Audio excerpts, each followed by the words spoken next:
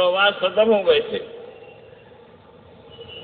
سنبھالنے والے امت کو حضرت صدیق اکبر۔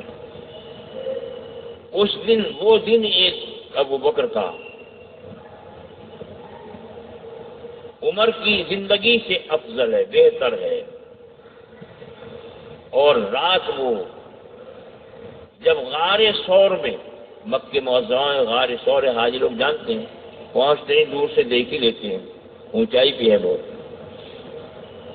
غار ثور میں حضرت صدیق اکبر داخل ہوئے، پہلے صاف کیا، سارے سوراخ چادر کے وہ کر کے ٹکڑے کر کے سب سوراخ بند کر دیے، ایک سوراخ رہ گیا، اس میں ایڑی لگا دی۔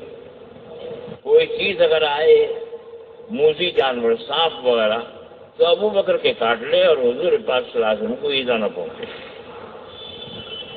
سرکار کو بلایا، دودھ کا انتظام کیا، جا کر دودھ پلا دیا، لٹا دیا، آرام کر لیجیے، سو جائیے۔ آپ کے رخ انور پر آنسو گرے، آپ کو نیند آ گئی تھی۔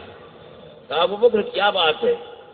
یا رسول اللہ کسی جانور نے ستا دیا ہے، میری ایڑی میں کاٹ لیا، ہٹائی نہیں۔ آپ نے لعاب دہن لگا دیا، ٹھیک ہو گیا۔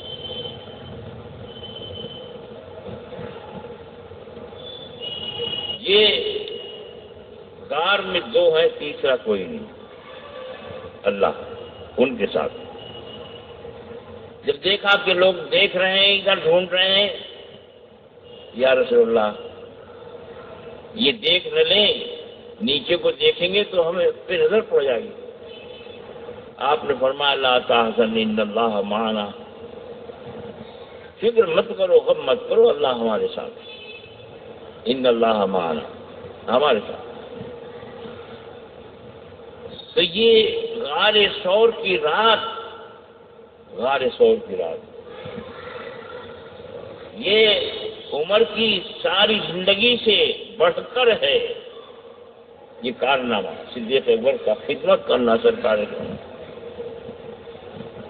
عجیب بات ہے، صدیق میں سارا علم، سارا عمل، ساری صفات نبی کی ہوتی ہے، تو کاپی ہوتی ہے۔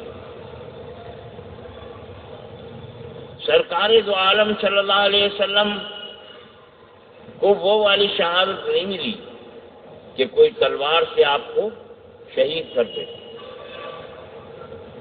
اللہ تعالیٰ نے فرمایا واللہ یعصمک من الناس، اللہ آپ کے لوگوں سے حفاظت فرمائے گا، اس وعدے کو پورا کیا۔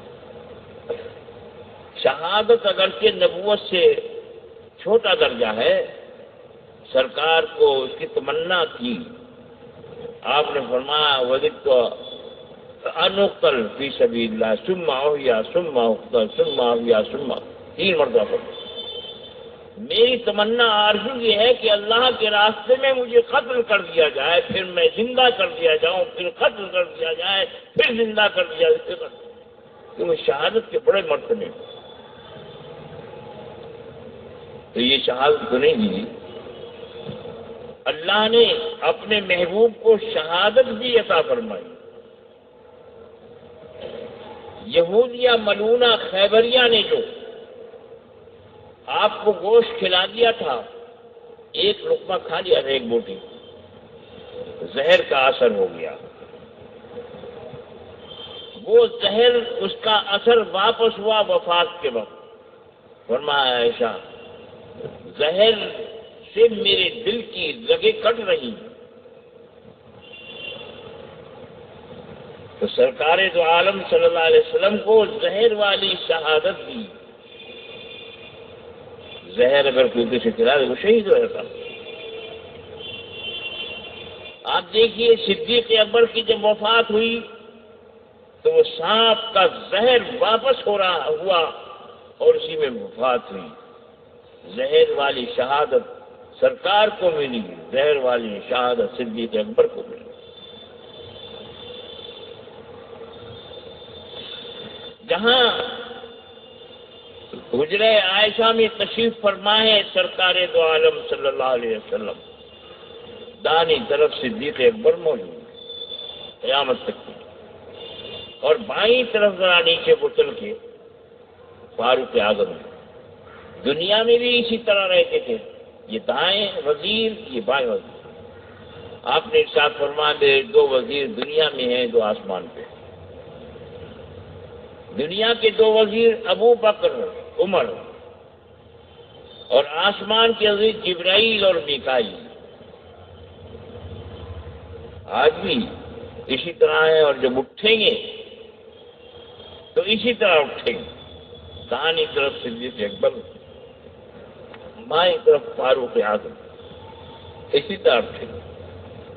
کیسے قسمت والے اللہ تعالی نے قسمت والے بنایا، اللہ ان کے وسیلے سے ہمیں بھی خوش نصیب بنا دے۔ تو اہل سنت والجماعت کی تین نشانیاں ہیں، تین نشانیاں۔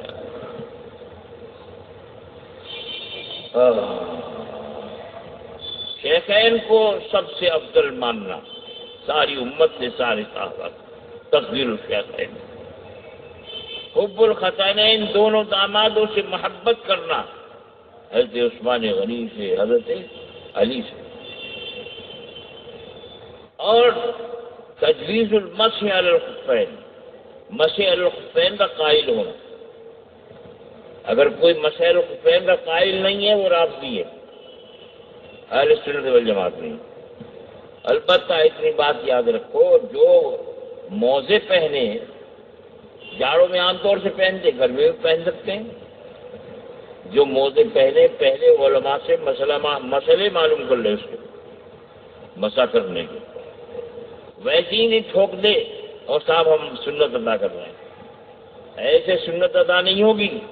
پہلے مسئلہ پوچھے، مقیم کو کتنے وقت تک مسح کرنا ہے، مسافر کو کتنے وقت تک مسح کرنا ہے، اور کیسے موضع پر مسح جائز ہے اور کیسے موضع پر نہیں ہے، اس کی تفصیل پڑھ لے کتابوں میں، اردو کتابوں میں، یا علماء سے پوچھے۔